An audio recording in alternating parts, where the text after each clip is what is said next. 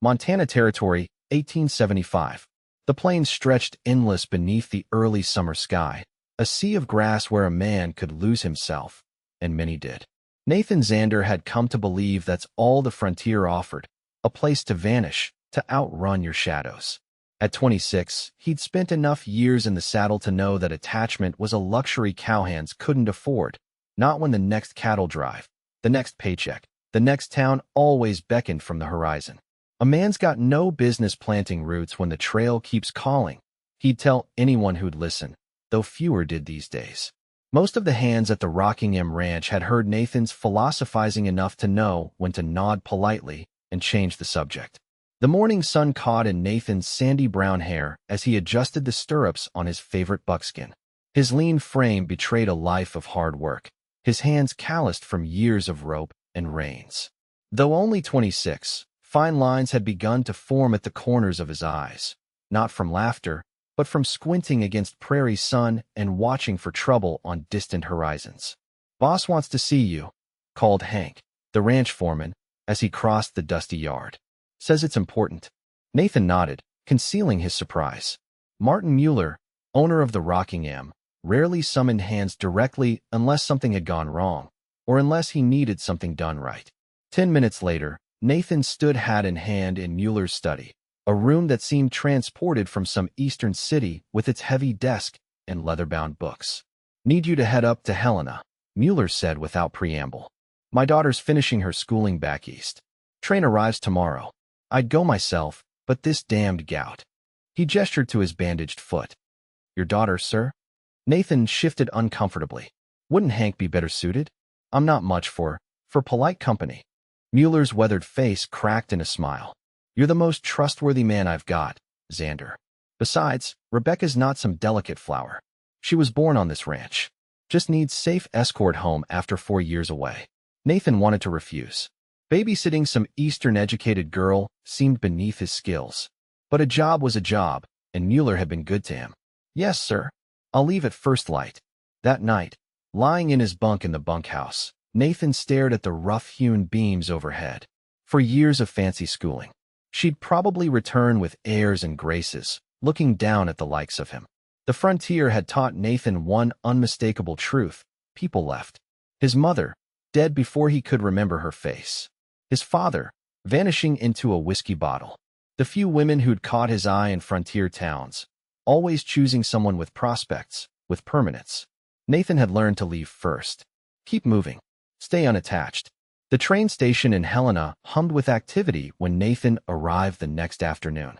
He leaned against a post, watching passengers disembark from the eastbound train, scanning for a young woman who might resemble Mueller. "Excuse me." The voice came from behind him. "Might you be from the Rockingham?" Nathan turned and found himself looking into the most startling blue eyes he'd ever seen. They belonged to a young woman of perhaps 22, her honey blonde hair pinned neatly beneath a modest traveling hat. Her traveling dress was well-made but practical, dusty blue like the Montana sky. Nothing ostentatious or pretentious as he'd expected. "Miss Mueller?" he managed, suddenly aware of his trail-worn appearance. She smiled, and something shifted in Nathan's chest. "Rebecca Valence Mueller, though everyone calls me Becca. And you're not Mr. Hank." "Nathan Xander, ma'am. Hank couldn't make it. Your father sent me instead." He extended his hand before realizing his error and awkwardly withdrawing it. But Becca took his hand anyway, her grip firm and confident. "No need for formalities, Mr. Xander. If you work for my father, we'll be seeing plenty of each other." As they collected her trunks, fewer than Nathan had anticipated, he found himself studying her from the corner of his eye. She moved with a self-assured grace, directing the porters without condescension, thanking each one. When a mother struggling with 3 small children dropped her bag, Becca was there immediately, helping, cooing to the youngest child who had started to cry. "Been away 4 years, Miss Mueller?" Nathan asked as they secured her luggage to the wagon he'd brought. "4 years, 2 months, and 16 days, she replied without hesitation. "Not that I was counting." Her smile was wry, suggesting she had been counting every day. As they drove out of Helena, Becca's excitement was palpable. She pointed out landmarks, asked about changes to the town, named distant mountains with the accuracy of someone who'd grown up in their shadow. This wasn't the attitude of a girl who'd escaped the frontier for civilization's comforts. This was someone coming home. "How's Buttercup?" she asked suddenly. "The old mare? Still ornery as ever. Your father keeps her in the south pasture." Becca's face lit up. "I can't believe he kept her all these years. Why'd you go east?" The question escaped before Nathan could stop himself. "For schooling, I mean. Plenty learn well enough out here." Something flickered across her face, a shadow, quickly masked. "My mother's dying wish. She believed education would give me choices."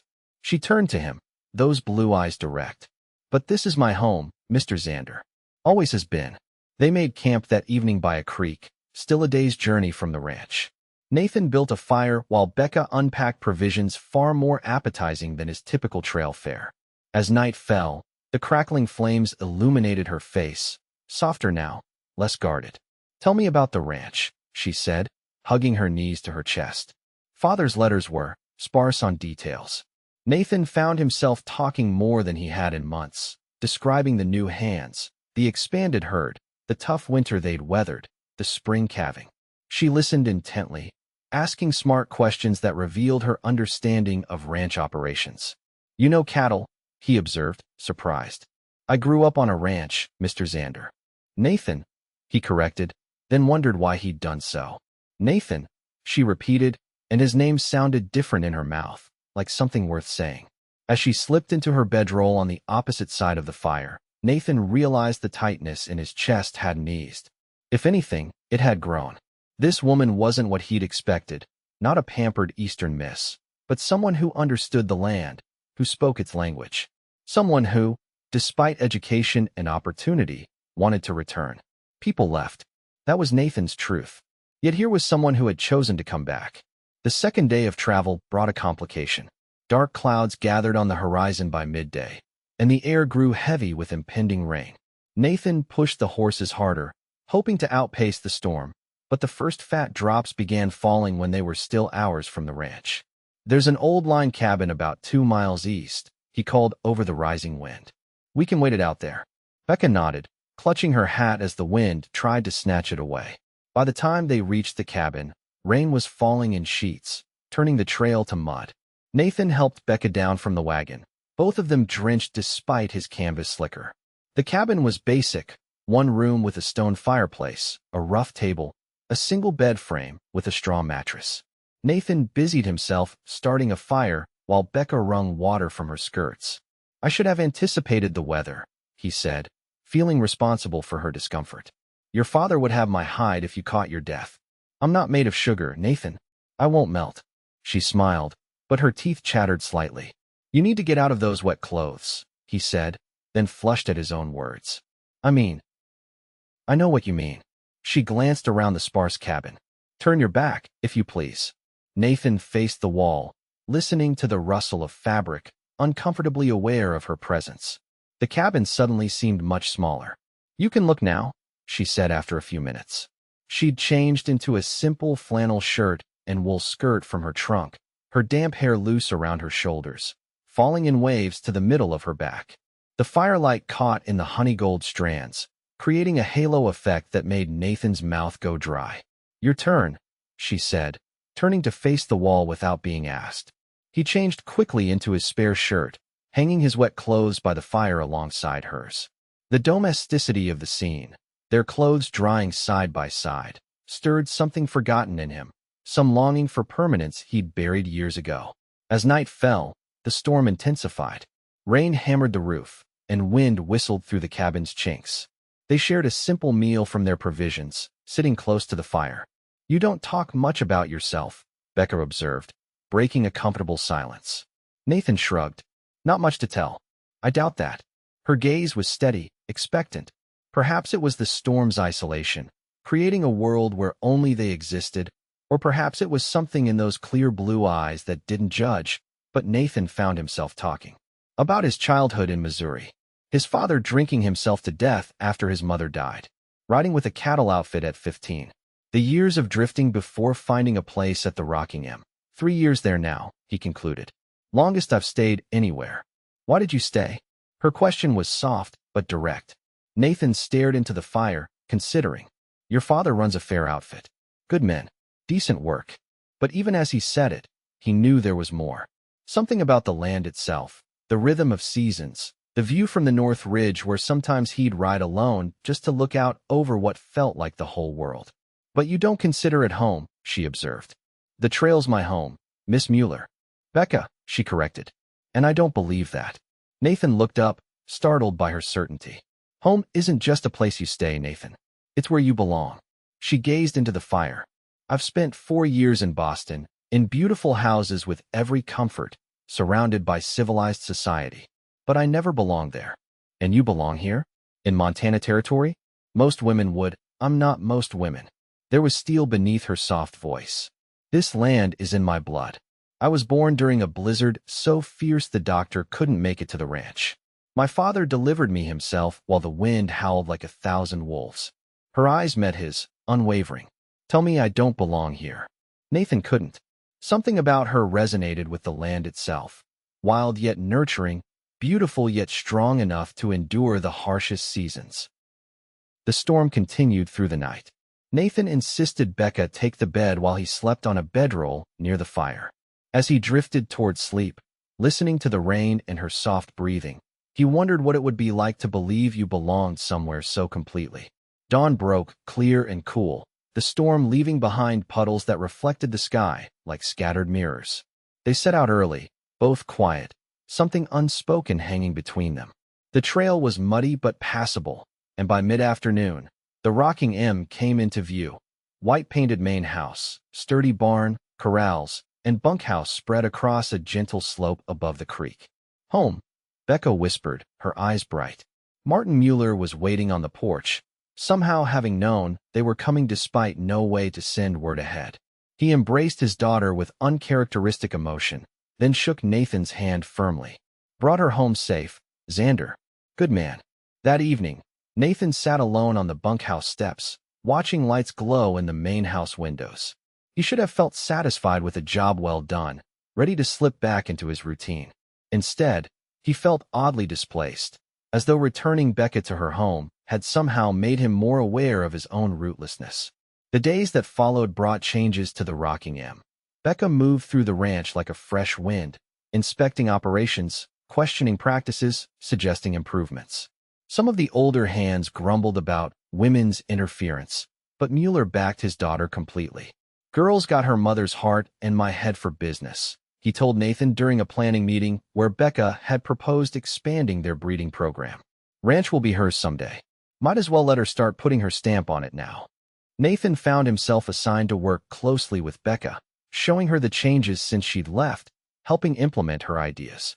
They rode the boundaries together, checked on remote herds, visited neighboring ranches to discuss water rights and grazing arrangements. And with each day, the tightness in Nathan's chest grew, becoming a constant ache he couldn't name. He watched how she sat a horse as if born to the saddle, how she negotiated firmly but fairly with stubborn neighbors, how she knelt in the dirt to examine a sick calf, unworried about her skirts. She belonged here in a way that made his own impermanence stark by comparison. You're quiet today, Becca said one afternoon as they rode back from the north pasture. Summer was deepening, the hills golden beneath the endless blue sky. Just thinking, Nathan replied. About moving on? Her question caught him off guard. Father says you never stay through winter, that you always take your pay and ride south when the first snow threatens. Nathan shifted in his saddle. Trail gets hard in winter. Is that the only reason? Her gaze was steady, searching. Before he could answer, a gunshot cracked across the valley. Their horses startled, and Nathan instinctively moved closer to Becca, scanning the ridgeline. Rustlers? She asked, her voice calm despite the tension in her posture. Maybe. Stay close. They rode cautiously toward the ranch, but another shot rang out, this time definitely directed at them. Nathan saw the dirt kick up yards ahead of them. Run for the trees, he shouted, already turning his mount. They galloped for the shelter of a pine grove, bullets whistling past. Inside the trees, Nathan helped Becca dismount, then tied their horses. Stay here, he whispered, drawing his revolver. I'm coming with you, she insisted, producing a small derringer from her boot. At his surprised look, she added, Father insisted I learn to shoot before I was 12.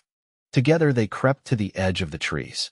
3 riders were visible on the opposite ridge, making no attempt to hide. Harrison's men, Becca said grimly. They've been trying to push our boundary north for years. Why shoot now? In broad daylight. Because Father's been sick. They think we're vulnerable. Her jaw set in a determined line. They're wrong. Before Nathan could stop her, Becca stepped into the open and fired her derringer into the air. The riders startled. This is Mueller land, she shouted across the valley, her voice carrying with surprising strength. The next shots won't be warnings.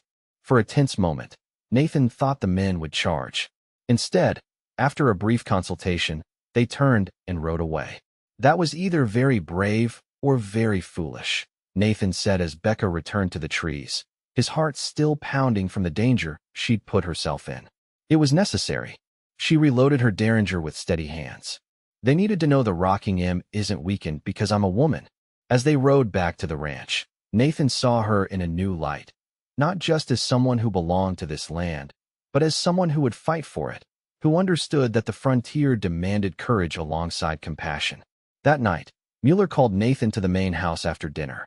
The older man looked tired, the lines in his face deeper than Nathan remembered. Harrison's pushing because he knows I'm not well, Mueller said without preamble. Doctor says my heart's giving out. Might have a year, might have less. Nathan struggled to find words. Sir, don't need sympathy, Xander. Need your word on something. Mueller leaned forward in his chair. When I'm gone, Becca will need good men around her. Men who know ranching, who know this land. Men who'll stand with her against the likes of Harrison. The hands will stand by her, Nathan assured him. Some will. Others will drift away, thinking a woman can't run a place this size. Mueller's gaze was penetrating. I'm asking if you'll be one who stays. The request hit Nathan like a physical blow. Stay? Put down roots. Commit not just to a season, but to whatever came after Mueller was gone. I'm not sure I'm the right man for that, sir. The words felt hollow even as he spoke them. Saw you riding in with her today. Saw how you put yourself between her and danger without even thinking. Mueller's voice softened. Also seen how you look at her when you think nobody's watching. Heat crept up Nathan's neck. Sir, I wouldn't presume. Not asking your intentions, Xander. Just asking if you'll stay. Ranch needs you. Becca needs you, whether she knows it yet or not. Nathan left the house without giving an answer, his mind in turmoil. The bunkhouse felt stifling, so he walked to the corral, where the horses stood in peaceful silhouettes against the starlit sky. Couldn't sleep either? Becca's voice came from the shadows. She stood by the fence, a shawl wrapped around her shoulders against the night's chill. Nathan moved to stand beside her, close but not touching, both of them looking out at the horses rather than at each other. Father told me about his heart, she said quietly. He's known for months. It's why he sent for me when he did. I'm sorry. The words seemed inadequate. He also told me he asked you to stay on. Now she turned to face him, her expression unreadable in the darkness. I won't hold you to anything, Nathan. I know how you feel about putting down roots. Do you? The question came out rougher than he intended. You've made it clear. The trail is your home. There was something in her voice, not judgment, but a sadness that echoed his own. I used to think so. Nathan stared at the distant mountains, silver-tipped with moonlight. Now I'm not so sure.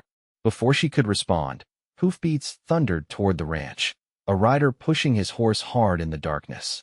Nathan instinctively stepped in front of Becca as the rider skidded to a halt near the main house, shouting for Mueller. It was Tomas, one of their hands who'd been watching the north boundary. Fire, he called. Harrison's men set the north pasture ablaze. The ranch erupted into activity. Within minutes, men were mounting up, gathering wet blankets and tools. Mueller emerged from the house, his face grim. Wind's blowing south, he said. Fire will reach the main herd by morning if we don't stop it. You can't ride in your condition, Becca insisted. Then you'll have to lead them, Mueller replied. You know that land better than anyone. Becca was already moving toward the stable. I'll need every hand. Nathan followed, helping her saddle her horse while preparing his own. It's too dangerous, he said quietly.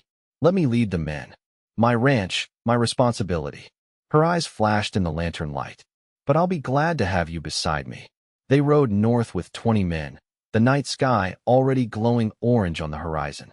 As they crested the ridge, the full scale of the disaster became clear, a wall of fire stretching across the dry summer grass. advancing steadily toward the heart of Mueller land. Becca took command with natural authority, dividing the men into teams, directing backfires, sending riders to move the herd to safety. Nathan stayed close, watching in admiration as she made quick, decisive choices that saved cattle and grassland alike. For hours they fought the flames, faces blackened with soot, lungs burning with smoke. Nathan lost sight of Becca during a particularly fierce flare-up, only to find her leading a team digging a firebreak, her hair escaping its pins, her dress scorched but her determination undiminished. As dawn broke, they had the fire contained. Men slumped exhausted on the charred ground, horses standing head down with fatigue. The north pasture was lost, but the fire had been stopped before reaching the main grazing land. "We did it," Becca said, collapsing beside Nathan on a fallen log. Her face was streaked with ash, but her smile was triumphant. "You did it," he corrected. "Never seen anyone handle a crisis better. Couldn't have done it without good hands." She looked around at the exhausted men, pride evident in her expression. "Without you." Something shifted in that moment, as they sat side by side in the smoky dawn. Nathan felt the last of his resistance crumbling, the walls he'd built against detachment weakening beneath her steady gaze. But their moment was interrupted by a rider approaching fast, Hank, who had stayed behind with Mueller. "Miss Becca," he called, his face grave. "It's your father. You need to come quick." The ride back to the ranch passed in a blur. Nathan stayed close to Becca, watching her knuckles whiten on the reins, wanting to offer comfort, but finding no words. Mueller had collapsed shortly after they'd ridden out to fight the fire. The doctor, summoned from town, met them at the door with a solemn expression. "He's asking for you both," the doctor said, surprising Nathan with his inclusion. In the dim bedroom, Mueller lay pale against the pillows, his breathing labored.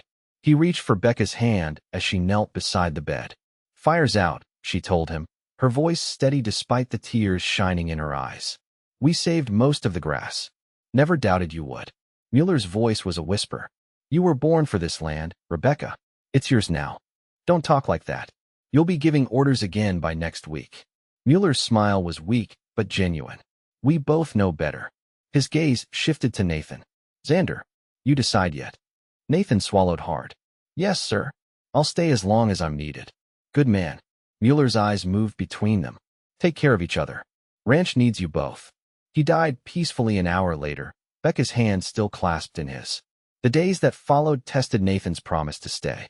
Mueller's funeral brought neighbors from miles around, including Harrison himself, who approached Becca with barely concealed satisfaction. "Sorry for your loss, Miss Mueller," Harrison said, his sympathy transparently false. "If you're considering selling, I'd be happy to make an offer. Running a ranch is no job for a woman alone." Before Becca could respond, Nathan stepped to her side. "Miss Mueller isn't alone," he said, his voice quiet but carrying. "And the rocking M isn't for sale." Harrison's eyes narrowed as he assessed Nathan.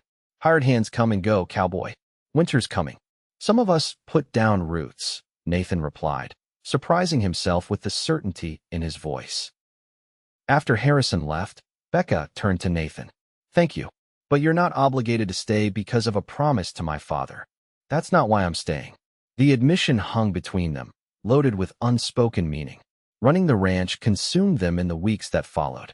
With Mueller gone, every decision fell to Becca, and she turned increasingly to Nathan for counsel. They worked side by side from dawn to dusk, moving cattle to winter pastures, securing hay supplies, repairing buildings before the first snowfall. And with each day, the something unnamed between them grew stronger. Nathan caught Becca watching him as he worked with the horses. He found himself lingering at the main house after their evening planning sessions, reluctant to return to the empty bunkhouse. They developed a shorthand, anticipating each other's thoughts, finishing each other's sentences. But neither spoke of what was building.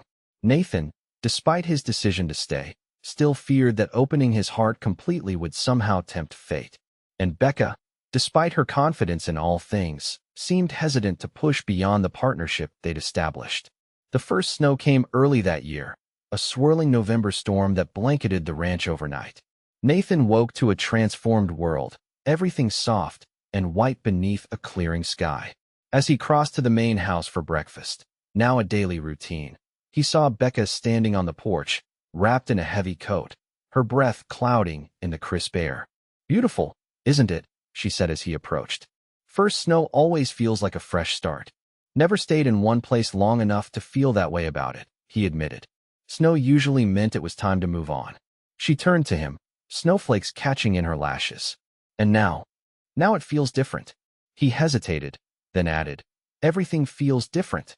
Before she could respond, a rider appeared at the edge of the ranch, pushing hard through the fresh snow.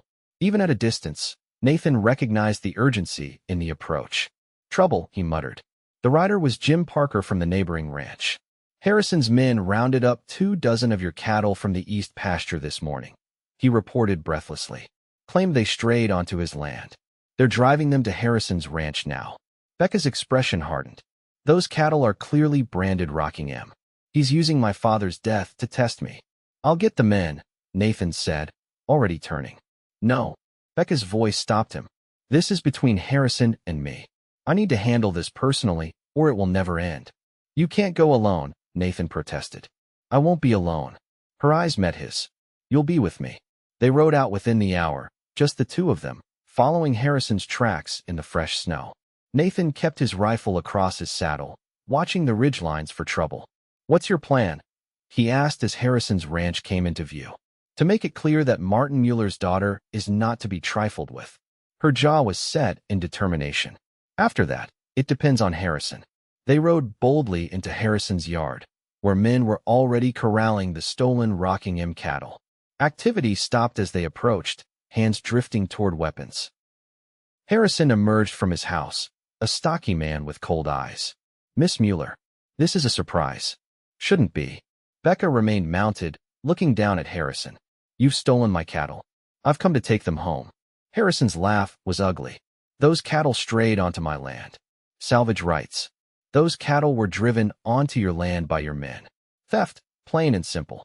Becca's voice carried across the yard, ensuring all Harrison's hands heard. "I'm giving you one chance to return them and compensate me for the trouble." "Or what?" Harrison sneered. "You'll set your pet cowboy on me?" He nodded toward Nathan. "Everyone knows Xander's a drifter. He'll be gone with the first Chinook wind." "You're wrong about that." Nathan's voice was steady. "I've put down roots at the Rockingham." Harrison's expression darkened. "This is still my land, and those are my cattle now. I suggest you leave before my men decide to escort you off the property." Nathan tensed, ready for trouble, but Becca remained calm. "I expected you might feel that way." She reached into her coat and withdrew an envelope. "That's why I visited Judge Parker yesterday. This is a court order recognizing Rockingham's claim to those cattle and authorizing the sheriff to investigate the fire set on my land last month." Harrison's face paled slightly. "You can't prove anything about that fire. 3 of your former hands were willing to talk after they were caught in a card game in Helena." Becca's smile was cold. "The sheriff is very interested in their statements." For a tense moment, Nathan thought Harrison might still resort to violence. Then the man's shoulders sagged slightly. "Take the damn cattle," he growled. "But this isn't over." "Yes, Harrison, it is." Becca's voice had the ring of absolute certainty. "The Rockingham has stood for 30 years. It'll stand for 30 more under my hand. Test me again, and the next time I won't come offering a chance to make amends." They drove the cattle home through deepening snow, neither speaking much until the ranch buildings appeared through the gathering dusk. "That was either very brave or very foolish," Nathan said, echoing his words from months before. "It was necessary." Becca smiled, but there was weariness beneath it. "Harrison needed to understand that my father's death doesn't make the Rockingham vulnerable. I think he got the message." Nathan studied her face in the fading light. "Your father would be proud. Thank you for standing with me." Her voice softened.